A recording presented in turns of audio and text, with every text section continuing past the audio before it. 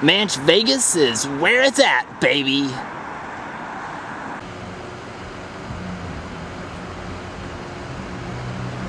Hey, this is Will Buchanan. I'm walking all the way across the country to the New Hampshire seacoast in search of more freedom on a project called the Walk for Liberty. Today is December 28th, 2008, day 219.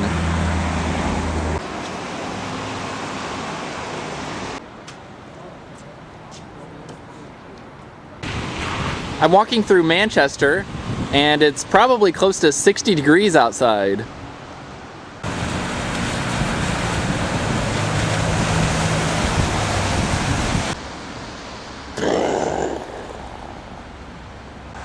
No dog fouling.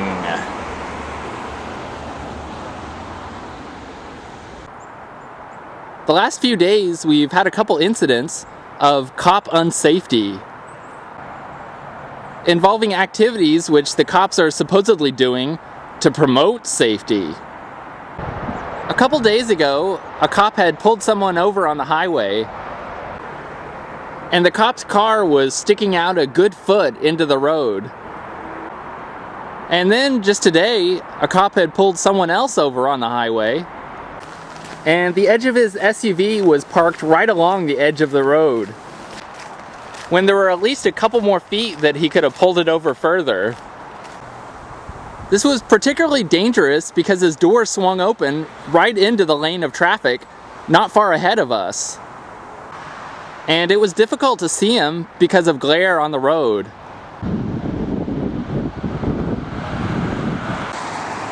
In each case, the cop had almost certainly pulled the person over for speeding. Something which the cop would claim was for safety reasons.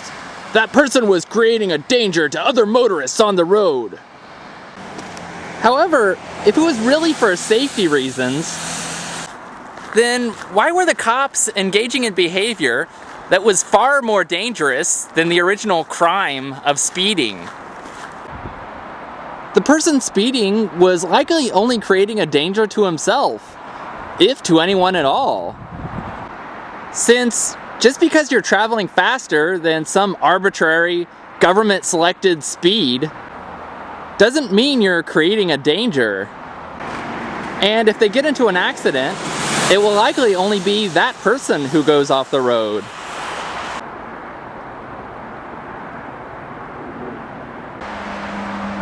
The cops who had pulled those two people over, however, were creating an immediate danger to anyone driving by on the road. And cases like that aren't really that uncommon.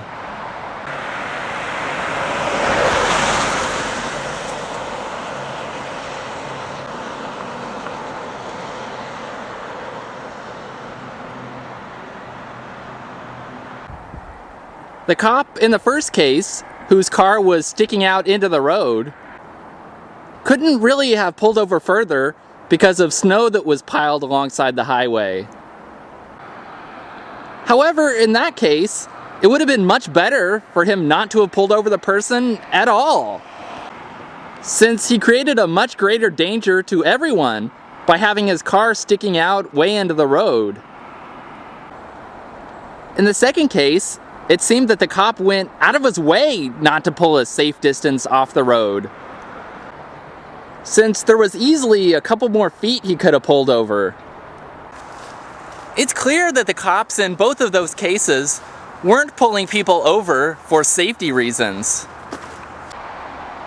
since they were creating much more of a safety hazard than the drivers originally were creating.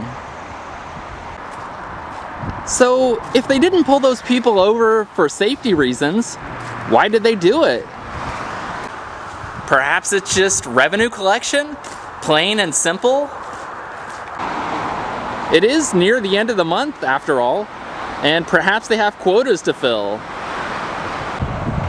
And if so, that's a disgusting abomination of what peace officers were originally meant to be. To maintain the peace.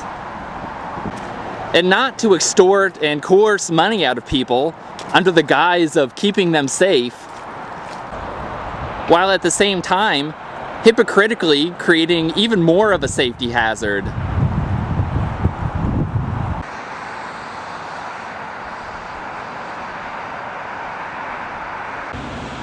Welcome to Candia. Only we don't really care if you know, so we put the sign flush with the road. I only have about 30 miles till the end of the Walk for Liberty now. I'm planning on finishing at the New Hampshire seacoast on New Year's Eve, 3 days from now.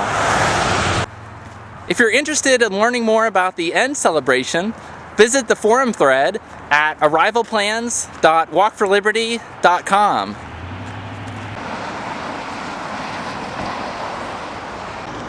I walked 10.15 miles for Liberty today. Here are my GPS coordinates. If you enjoyed this video, please subscribe to my YouTube channel by visiting subyt.walkforliberty.com. This is Will Buchanan, signing off.